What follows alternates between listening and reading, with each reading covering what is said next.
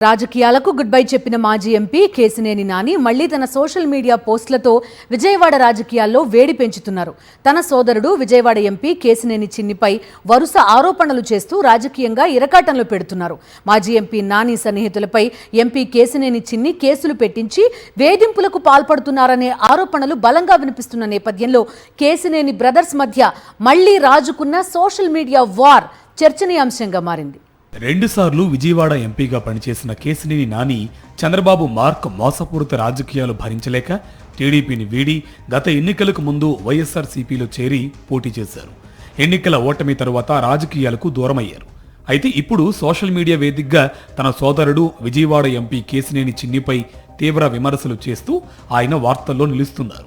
ఎన్టీఆర్ జిల్లాలో ఇసుక, మట్టి, భూ వ్యవహారాల్లో అక్రమాలు జరుగుతున్నాయని ఆరోపిస్తూ నాని చేసిన పోస్టులు రాజకీయంగా చర్చనీయాంశమయ్యాయి. విశాఖలోని ఉర్సా క్లస్టర్కు ప్రభుత్వం కేటాయించిన భూముల వ్యవహారాన్ని ప్రశ్నిస్తూ నాని సంచలన పోస్టులు చేశారు.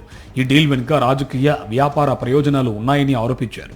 దీనిపై కేసినేని చిన్ని పరువు నష్టం దావా వేయగా తాను భయపడబోనని నాని మరింత దూకుడుగా స్పందించారు. ఎంపీ కార్యాలయాన్ని లక్ష్యంగా చేసుకుని చేసిన పోస్టులు అప్పట్లో పెద్ద దుమారం రేపాయి. ఇటీవల తన స్నేహితుడు తాతినేని రాంబాబును అక్రమంగా వేధిస్తున్నారని ఆరోపిస్తూ కేసినేని నాని మరోసారి సోషల్ మీడియాలో యాక్టివ్ అయ్యారు. ఈ వేధింపుల వెనుక రాజకీయ కక్ష ఉందని, ఎంపీ కేసినేని చిన్ని ప్రమేయం ఉందని ఆరోపించారు. చర్యలు తీసుకోవాలని విజయవాడ పోలీస్ కమిషనర్కు ఫిర్యాదు చేశారు.